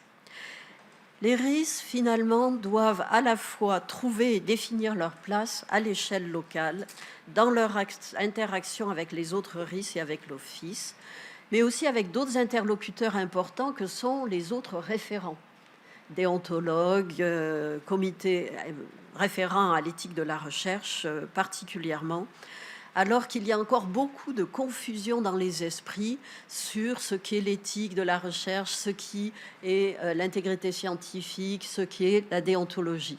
Tout à l'heure, ça a été évoqué, mais nous faisons beaucoup de travail de réorientation aussi, de sollicitations qui nous sont attribuées alors que ça ne concerne pas l'intégrité scientifique, ou très peu. Les RIS sont encore mal identifiés par les doctorants, qui sont aussi souvent craintifs pour s'adresser aux RIS, non pas à cause des RIS, mais parce qu'ils redoutent les effets que peuvent avoir leurs témoignages auprès des RIS en termes de manquement à l'intégrité scientifique. Cependant, ils sont sans doute plus nombreux à venir au moins demander conseil, et on peut faire l'hypothèse que c'est peut-être dû au serment doctoral et aux formations obligatoires qui sont proposées aux doctorants. Dans toute cette vie du RIS, j'ai envie de dire, le statut de chercheur du RIS est déterminant pour assurer de façon crédible leur mission. Cela les situe entre le pair, entre collègues, et expert de l'intégrité scientifique. Et c'est cette place qui est à construire et qui est à faire vivre de façon pas toujours simple. Donc je retiendrai 5 points pour un bilan, pour la partie positive du bilan. Le premier, c'est que les RIS sont parvenus en 5 ans à non seulement exister dans le paysage institutionnel, mais à représenter une ressource au service de la recherche et de ceux qui la font, malgré des inégalités entre établissements qui sont importantes, tous n'étant pas mobilisés de la même façon. En montant en compétences, ils sont désormais souvent reconnus comme des interlocuteurs incontournables en matière d'intégrité scientifique. Deuxième point, plusieurs éléments désormais soutiennent le bon déroulement de la mission des RIS. Ces éléments n'existaient pas en 2020. Premièrement, la mise en place de politiques locales en matière d'intégrité scientifique dont j'ai parlé tout à l'heure. Par exemple, le vote d'une procédure de signalement, de traitement des signalements. Deuxièmement, l'établissement de conditions plus favorables pour le travail des RIS, qui ont maintenant plus volontiers un bureau, un téléphone, enfin une imprimante, voilà, des petites choses, mais qui comptent. Et enfin, le dernier point positif dans ce deuxième élément positif, c'est l'accompagnement de l'Office qui apporte aux RIS à la fois des informations qui soutiennent leur activité par des recommandations et qui sont précieuses pour leur action. Dernier point de soutien, c'est le réseau des RIS. Et ça, c'est le troisième point positif, c'est que les RIS ont su constituer une communauté de RIS, capable de définir des règles d'action communes. L'exemple le plus évident, c'est le manuel de procédure, qui est quasiment notre Bible à chacun et qui nous sert de repère pour savoir comment instruire un manquement, un signalement de manquement à l'intégrité scientifique. Ce manuel de procédure, il a été élaboré par des RIS. Il a été ensuite validé par la communauté des RIS via une liste commune qu'on appelle Resent Info, qui a trouvé son origine alors d'abord par quelques RIS qui ont lancé ce réseau. Puis en 2018, c'est devenu une liste où on pouvait s'inscrire, avant que ça donne lieu à la création de l'association Resent. Donc cette communauté des RIS, elle produit des ressources pour les RIS eux-mêmes. Elle produit des ressources pour l'action. J'ai parlé du manuel de procédure, mais les groupes de travail produisent des ressources. Elle facilite une réflexion collective sur leurs pratiques, par exemple en mettant en place via l'association des webinaires d'échange de pratiques ou ce qu'on a appelé les rendez-vous du Resent, qui fait le point sur une question particulière ou sur une actualité auquel tous les RIS, membres ou pas de l'association, peuvent participer. C'est la participation aussi de certains d'entre nous à NRIO, qui donne aussi des éléments de réflexion qui ensuite sont diffusés. C'est enfin la possibilité d'avoir un soutien. L'association a créé un groupe de ce qu'on a appelé les RIS conseils. Et n'importe quel RIS peut s'adresser à ces RIS conseils, qui sont des RIS qui ont un peu d'expérience, qui, sur une fiche, on dit sur quel point ils sont plus d'expertise et auquel n'importe quel RIS peut faire appel. Ça marche plutôt pas mal. Donc, cette culture commune est un élément, et ces dispositifs permettent de constituer un élément de continuité dans un groupe qui, vous l'avez compris, connaît un grand turnover. Donc c'est important, ces créations, pour ça aussi. Leur association, et c'est le quatrième point positif, et le réseau des RIS constituent aussi un pôle de vigilance et une source de propositions à propos de nouveaux dispositifs. Par exemple, quand nous avons vu apparaître le projet de l'instance nationale d'examen des dossiers d'intégrité scientifique, l'INEDIS, dont l'Académie des sciences va avoir la responsabilité, il y a beaucoup de questions qui nous sont venues. Et en tant qu'association, nous avons demandé d'être auditionnés par ce groupe de travail pour faire part de nos réflexions. Dernier point positif que je garde, c'est le fait que l'association a développé des interactions avec d'autres réseaux de référents, avec lesquels la coordination peut être nécessaire. J'ai parlé des référents déontologues et éthiques de la recherche, notamment, en organisant une journée d'échange tous les 2 ans. La prochaine aura lieu d'ailleurs, sans doute, le 25 novembre, je vous le signale. Par contre, au terme de difficultés, parce qu'il me faut quand même le dire, les RIS, outre une formation encore lacunaire, ils sont confrontés à des dossiers très complexes et face auxquels ils sont souvent un peu seuls. Et leur travail est long et ardu, qui nécessite à la fois prudence et rigueur. Une autre difficulté, c'est le décalage qu'il y a entre l'engagement qu'ils mettent dans l'instruction et les décisions qui suivent, souvent lentement et pas toujours à la hauteur, estiment les RIS, du travail qu'ils ont fait. Ce qui est une source de sentiment d'injustice chez des protagonistes.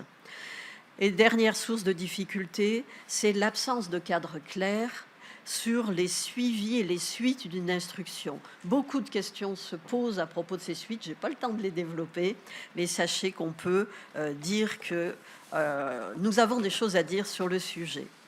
Donc finalement, j'appellerai à protéger les RIS. Protéger les RIS parce qu'en quelque sorte, ils sont des vigies qui sont en première ligne pour voir ce qui ne va pas, mais aussi pour s'assurer d'un travail en profondeur et sur le long terme pour favoriser une culture de l'intégrité scientifique. Merci.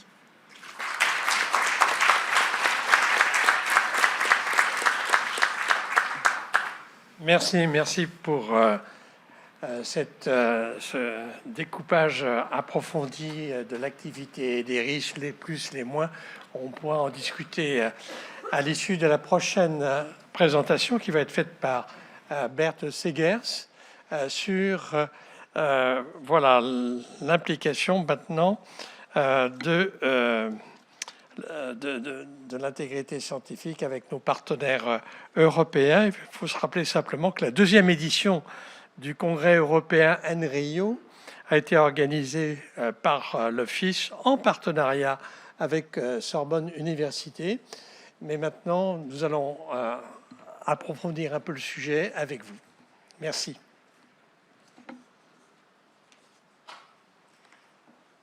Merci bien, professeur Corvol. Bonjour, mesdames et messieurs. J'ai promis, oui, il vient, j'espère.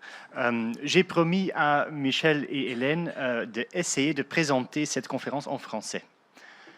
Même si ce n'est que ma 3e langue, après le néerlandais et l'anglais. Alors, je vous demande donc d'être indulgent avec moi et de me permettre d'utiliser ce papier-ci. Et je dois confesser que j'ai rédigé ce texte en français à l'aide de DeepL et Google Translate. Bon, mais beaucoup plus, je remercie le Office de m'avoir invité ici. Je considère cette invitation comme le plus honorable que j'ai jamais eu. Et c'est pour 2 raisons. Premièrement, le Sénat est un lieu exceptionnel. Et deuxièmement, notre président de session est professeur Pierre Corvol, qui a un statut légendaire à mes yeux, comme a dit le vice-président Pierre Ouzoulia aussi. Alors, la présentation, je espère, va arriver à un moment, mais je vais déjà commencer un peu. Voilà, Microsoft Office. Voilà, magnifique. Merci bien. Et est-ce que mon truc marche? L'ordinateur est là. Hein? Je pointe là? Ici? Oh, voilà. Alors, je m'appelle Berthe, mathématicien de formation, et je suis secrétaire de la Commission flamande pour l'intégrité scientifique. Je vais vous expliquer de quoi il s'agit. Si, au sein d'une institution, établissement de recherche belge, une personne, là en bleu, soupçonne une violation d'intégrité scientifique, elle peut s'adresser à un adviseur en intégrité scientifique ou à un conseiller confidentiel. Ce n'est pas un référent exactement comme en France. Si cela ne permet pas de résoudre le problème ou le conflit, elle peut déposer une plainte auprès de la Commission pour l'intégrité scientifique. Cette commission va examiner la plainte, une investigation, comme on dit en anglais, et déterminera s'il y a eu une violation à l'intégrité scientifique. Cet avis est transmis au directeur de l'institution et celui-ci peut alors prendre les mesures appropriées, tout mesure. Mais tout ce processus se déroule au sein de l'institution elle-même. Si la personne accusée, le plaignant ou l'institution elle-même souhaite demander un deuxième avis, elle s'adresse à la commission flamande pour l'intégrité scientifique, la VCWI, et nous réexaminons alors le dossier et rendons un deuxième avis qui est transmis au directeur de l'institution. Il existe des offices distincts, mais tout à fait équivalentes pour la Flandre et la Belgique francophone, je dois dire. Et donc pour les institutions que pour nous, le code de conduite européen en matière de l'intégrité scientifique, le code ALEA, c'est la référence principale. Voilà. J'ai vu que c'est une présentation antérieure. Ce n'est pas la... Mais bon, on va voir. Voilà. Ah, voilà. Ce type d'organismes nationaux pour l'intégrité scientifique existe partout en Europe. J'ai ici la carte. Et nous nous réunissons 2 fois par an au sein de l'ENRIO, le réseau européen des offices chargés de l'intégrité scientifique, comme le savent bien Claudine, Dorothée, son prédécesseur Rémi Mosseri, son collègue là, pour CNRS, Estelle pour CIRAD, Ghislaine pour INSERM, bien sûr Michel, Hélène et Nathalie pour Office et aussi Zoé ici. Et depuis l'année dernière, j'ai l'honneur de présider ce réseau de NRIO. Bien sûr, tous ces organismes nationaux sont tous très différents. J'ai essayé de les classer selon leur rôle ou des fonctions dans leur pays. J'ai utilisé ici les différents symboles pour désigner le traitement des dossiers, la production de documents importants sur l'intégrité de la recherche, la formation et le développement des communautés. Alors Michel Dubois, directeur de l'Office, m'a demandé de réfléchir à la manière dont le système français se compare à l'Europe. Voilà. S'agit-il d'une singularité en Europe ou est-il aligné sur les autres pays européens? Mon intervention portera donc sur les différences entre intégrité scientifique en France et dans les autres pays européens au regard de ces 5 critères ici. Alors, la première question est de savoir dans quelle mesure le système d'intégrité scientifique est ancré dans la loi. En France, depuis 2020, la loi de programmation de recherche stipule que la recherche doit respecter les exigences de l'intégrité scientifique et les institutions de recherche ont d'ailleurs un devoir de diligence, a duty of care, à cet égard. La pratique du serment des doctorants quant à l'intégrité scientifique a également été inscrite dans la loi. Déjà en 2020, j'ai compris, et après concrétisé 2 ans plus tard, j'ai appris de professeur Léna. Aux Pays-Bas, cette pratique existe également, mais elle n'est pas prévue dans la loi. Dans mon pays, il n'existe absolument absolument aucune loi sur l'intégrité scientifique. Il en va de même aux Pays-Bas et en Allemagne. Notre organisme national, le VCWI, a été créé par toutes les universités, l'agence de financement, FWO, comme le ANR ici, et les académies, les 2 académies des sciences et de médecine.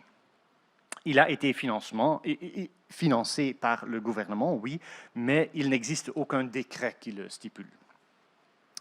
Il existe ensuite un certain nombre en bas de pays dont le paysage national est très limité, pour dire ainsi que des pays dont nous n'avons pas connaissance, l'Islande, Malte, Cyprus et tout. Parmi les pays dotés d'une loi sur l'intégrité scientifique, le Danemark et la Suède ont la législation la plus stricte, je pense.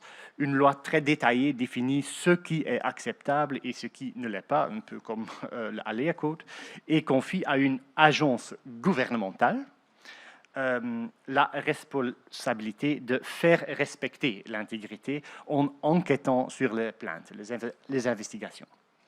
Et je pense que la Roumanie et la Lituanie disposent également d'un système aussi rigoureux comme ça. Le troisième ici, de nombreux autres pays ont des clauses génériques sur l'intégrité scientifique dans leur législation et l'organisme national ne fait pas partie du ministère. Et j'ai classé la France dans une catégorie intermédiaire entre le premier et le tiers, ensemble avec la Slovénie, la Norvège et l'Ukraine, car la loi ne décrit pas précisément ce qu'est une intégrité de la recherche, mais elle est néanmoins beaucoup plus stricte que dans les pays de la troisième catégorie là. Alors, quelles sont les possibilités dont disposent les organismes nationaux pour traiter les cas? Bon nombre d'entre eux sont des services de signalement qui peuvent enquêter, investiguer sur les cas dès qu'ils leur sont signalés.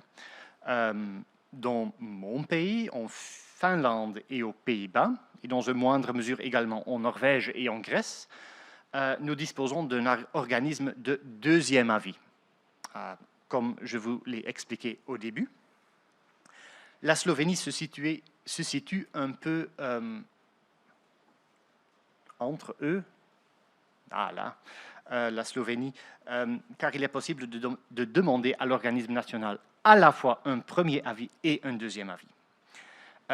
L'Allemagne, très intéressant, a un système très spécifique avec un ombudsperson au sein de l'institution, un peu similaire au mandat des référents des RIS dans les institutions ici en France. Mais il y a aussi un comité des Ombudspersonen, das Ombudsgremium, pour l'intégrité scientifique au niveau national. Et on peut choisir où aller. Et puis, il y a 4 pays, dont 3 très grands, qui ont un bureau national puissant, qui ne voit pas les cas, pas les dossiers individuels. La France ici est rejointe par l'Espagne et le Royaume-Uni. Et au Royaume-Uni, des voix s'élèvent pour la création d'un comité national chargé de traiter les cas, car on rapporte des cas de mauvaise gestion par les institutions. Bien sûr, il existe de nombreux pays aussi où il n'y a pas encore un organisme national dont nous ne savons rien pour le moment. Voilà. Oh non! Ma dernière version est à plus. Bon. La gestion des cas au niveau national est une question importante, je pense. La plupart des pays disposent d'un système de autorégulation, self-regulation, où la responsabilité principale d'investiguer les plaintes revient aux institutions elles-mêmes. Mais l'autorégulation fonctionne-t-elle? Does self-regulation work? Peut-on faire confiance aux institutions pour gérer leurs propres problèmes? Un consensus semble se dégager. Non. on ne peut pas leur faire confiance s'il n'y a pas de contrôle supplémentaire extra-institutionnel. Mais, oui, l'autorégulation est un bon système s'il existe un organisme national qui veille sur leurs activités. Ce ne sont pas seulement mes réflexions, mais j'ai utilisé le même diapositive ici, il y a 11 années. Ce sont les mots de Krista Varantola, alors présidente du Conseil national en Finlande, TENK, et qui est ensuite devenue la principale autrice du Code de conduite européen pour l'intégrité scientifique. En parlant des codes, la France, comme de nombreux pays, a un code national datant de 2015, la charte nationale dont le professeur Corvol et référent PIC a parlé. Il est intéressant de noter qu'en Flandre et au Luxembourg, nous avons choisi de ne pas élaborer un nouveau code national, mais d'utiliser le code de l'ALEA, ici, comme s'il s'agissait d'un code national. C'est un choix. En matière de documentation informative, oh là là là là. Alors, je n'ai pas de slide ici, ok.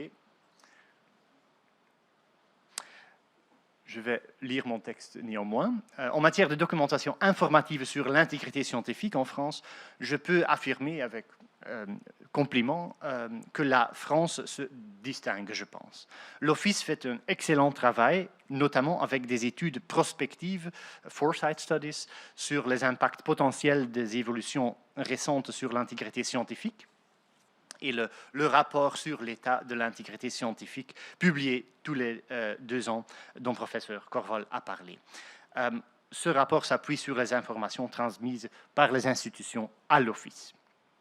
À titre d'inspiration, une autre bonne pratique est l'enquête nationale sur le climat et la culture de l'intégrité scientifique. Par exemple, la Finlande, l'Estonie et la Lituanie utilisent le même protocole validé pour ce baromètre national dans leur pays de l'intégrité scientifique. Et en matière de formation et sensibilisation, les services destinés aux chercheurs individuels, la France brille également, je pense. Le site web de l'Office constitue une excellente source d'informations pour les chercheurs. Il propose une riche bibliothèque de ressources de formation.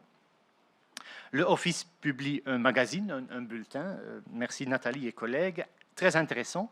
Et ces colloques ou symposiums, dont aussi professeur Corvol a parlé, attirent de nombreux chercheurs, mais aussi les administrateurs de recherche et les experts en éthique et en intégrité.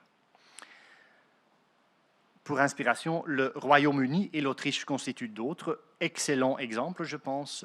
Le UK Research Integrity Office peut être considéré comme un moteur pour attirer l'attention sur l'intégrité de la recherche.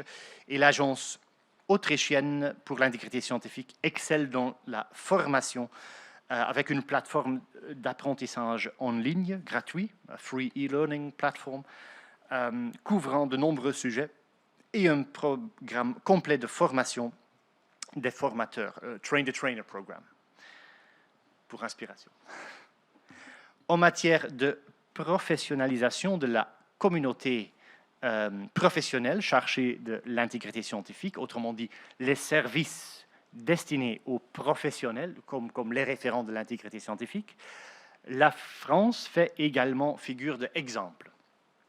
L'Office apporte un véritable soutien aux référents, dont la professeure Françoise Lantour m'a parlé, soutien en forme des outils tels qu'un vademecum et à des workshops, des ateliers. Et plus important encore, la France dispose de son propre petit NRIO, en fait le RESINT, ce réseau d'intégrité composé de référents de l'intégrité scientifique est un réseau actif pour le networking, le partage d'expériences et l'apprentissage entre pairs, le peer learning, les risques conseils, j'ai entendu. De tels réseaux nationaux de professionnels de l'intégrité scientifique existent également en Finlande et en Belgique. coordonnée par l'Office national, que je fais aussi.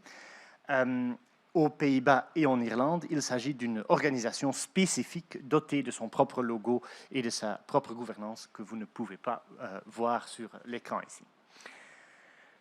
Alors, j'espère que ça va. En finissant, je ne peux pas sortir sans dire le prochain. En matière d'intégrité scientifique, la France excelle également dans un autre domaine. Mais il ne s'agit pas d'un rôle officiel d'un organisme national chargé de l'intégrité scientifique. Nous savons les recherches que nous menons et finançons dans les institutions françaises sont publiées dans la littérature scientifique.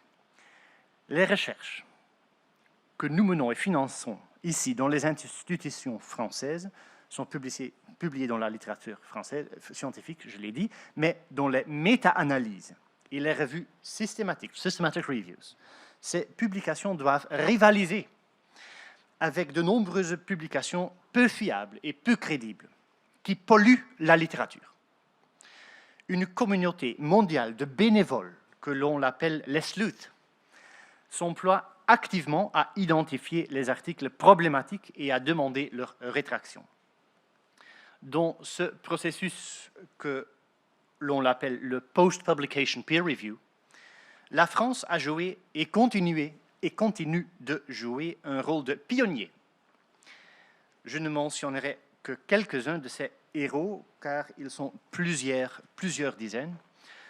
Pour commencer, Brandon Stell et les frères Smith ont fondé PubPeer alors qu'ils travaillaient au CNRS. PubPeer est la plateforme la plus importante pour l'évaluation par les peers post-publication. Raphaël Lévy, ici avec nous dans le Sénat, est le chercheur principal du projet IRC Nanobubbles, qui est là, qui vise à assainir la littérature scientifique. Frédéric Bordignon y contribue du point de vue de bibliothécaire. Et il y a le groupe de travail à Grenoble avec Cyril et Jagmour. Il y a aussi Lonnie Besançon, actuellement en Suède. Et enfin, le roi de la détection des articles problématiques, Guillaume Cabanac, qui nous suit à distance. Bonjour Guillaume, là, qui prendra la parole après moi à l'après-midi. Et beaucoup plus, bien sûr. Cet immense effort d'assainir la littérature scientifique ne fait que commencer. Et les chercheurs français et les chercheurs en France sont véritables des pionniers dans ce domaine. Il est tentant de se concentrer aujourd'hui notre attention sur les rôles officiels des organismes nationaux chargés de promouvoir l'intégrité scientifique dans ce pays, mais il ne faut pas oublier cette force unique que possède la France, je pense, sous la forme de la sleuthing community. J'irais même jusqu'à conseiller à la France de considérer son rôle de pionnière dans le post-publication peer review comme une fierté nationale. Merci de votre attention.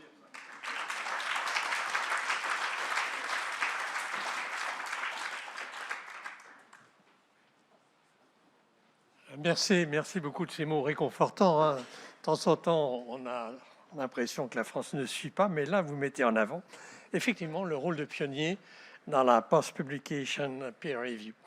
Merci. Alors maintenant, nous ouvrons pour un petit quart d'heure, 10 minutes, un petit quart d'heure, pour une discussion. Donc, qui veut prendre la parole pour l'ensemble des présentations qui ont été faites?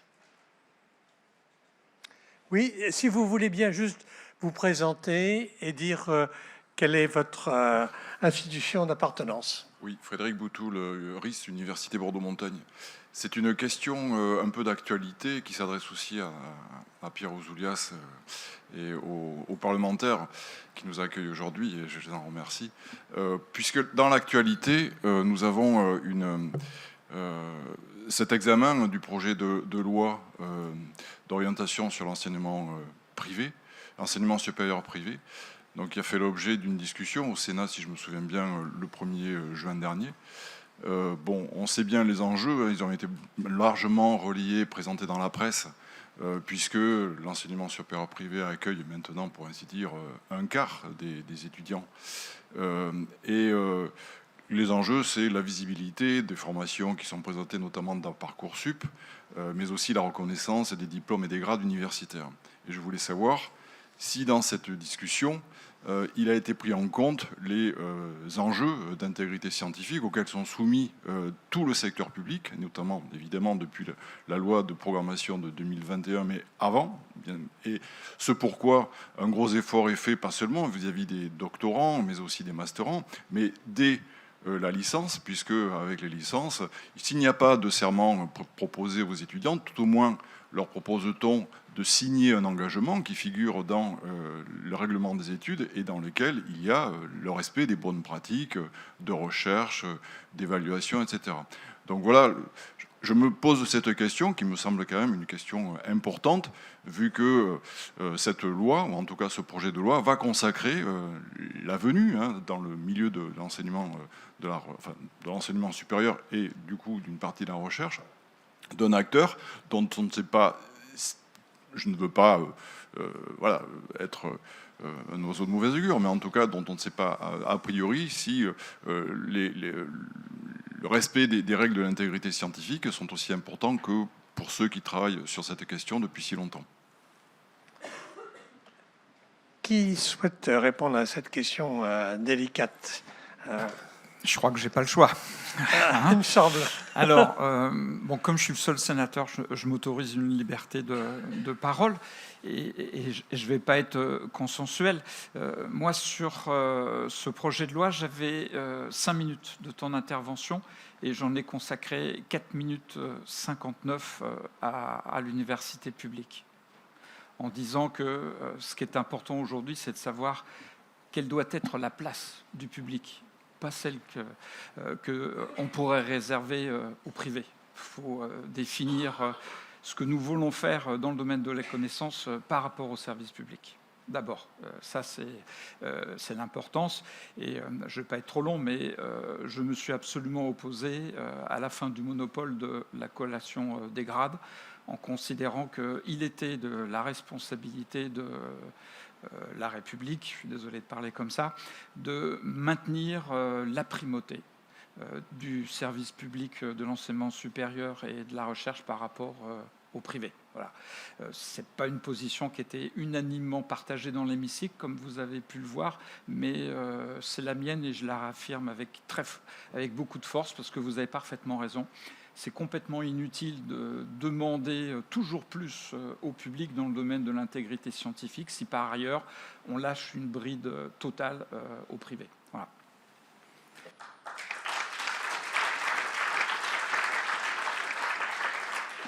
Merci. Au passage, la recherche privée dans l'industrie n'est pas non plus soumise d'ailleurs au passage au code de la recherche et à la loi.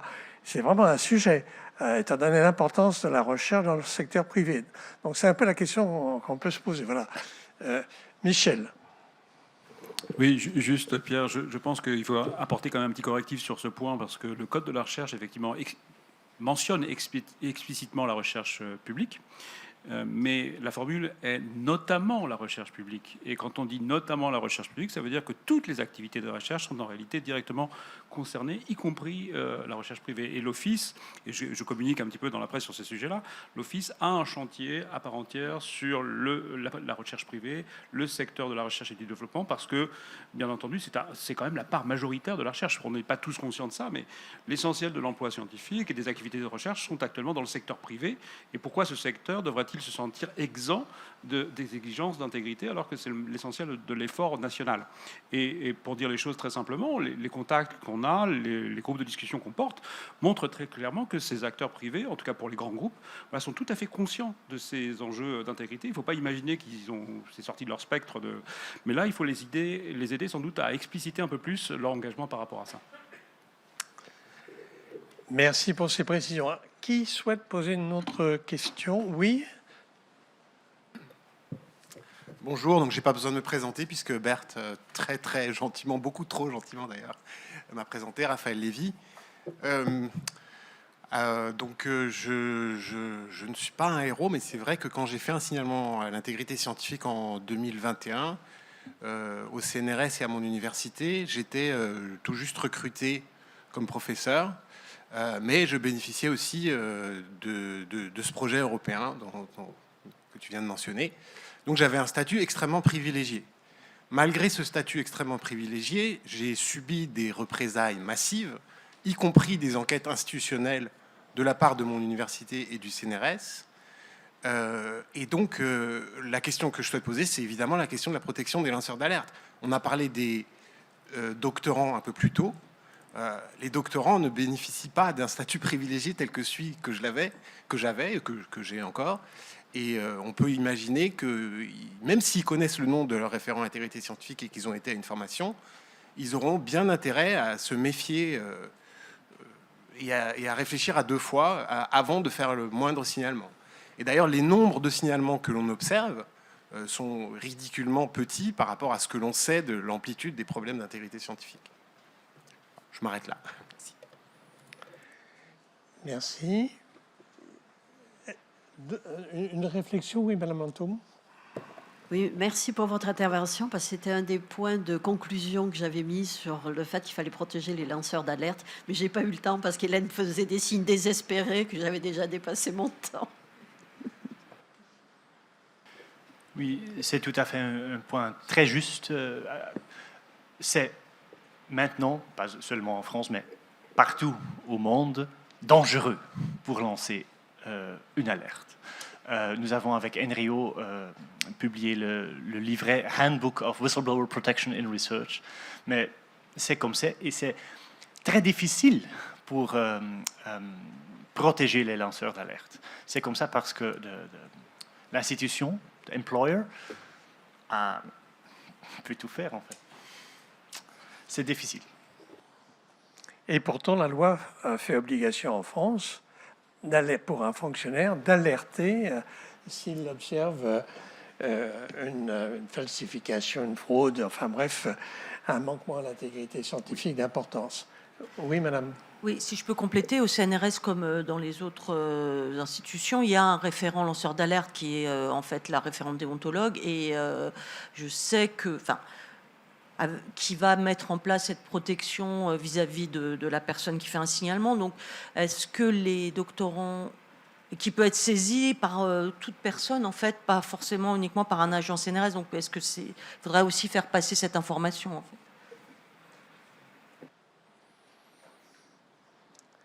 Oui, madame. Oui, bonjour à tous. Guylaine Alberton, je suis référente intégrité. Pardon. Guylaine Alberton, je suis référente intégrité scientifique et référente alerte à l'Université de Pau et des Pays de l'Adour. Et donc, je voulais réagir en fait, donc, à tout ce qui vient d'être dit et puis plus originellement à l'intervention de Madame Lantôme, que je félicite vraiment pour la clarté. Hein, je suis juriste, donc j'apprécie les choses très claires et qui vraiment fait le tour de ce que je pourrais appeler le portrait robot en fait du référent intégrité scientifique. Alors je voulais rebondir là-dessus et sur ce qui vient d'être dit parce que justement j'aurais souhaité souligner ici la spécificité de l'université dans laquelle je suis, qui est donc l'université de Pau. Parce que moi, j'ai la grande chance, contrairement donc à ce que vous avez pu dire, et là, vraiment, je compatis avec mes homologues, moi, j'ai la grande chance de ne jamais travailler seule, parce que je fais partie d'un comité d'éthique, je suis partie intégrante, je suis membre de droit, d'un comité d'éthique, de déontologie et d'intégrité scientifique. Et nous sommes 10 membres. Donc 5 externes, 5 internes à l'université. Et en fait, donc tout ce qui concerne les problèmes justement d'orientation lorsqu'on reçoit des signalements, on ne les connaît pas parce que lorsque je reçois des signalements, j'en parle à mes collègues du comité et donc nous orientons. Dans ce comité, il y a également le référent déontologue, que je ne suis pas, et les référents alertes, hein, que je suis, ce qui permet d'ailleurs d'endiguer les problèmes dont vous venez de parler, parce que justement, cela permet de bien orienter, est-ce qu'on en reste simplement à l'intégrité scientifique ou est-ce qu'on bascule référent alerte, notamment lorsqu'il est question de protection fonctionnelle.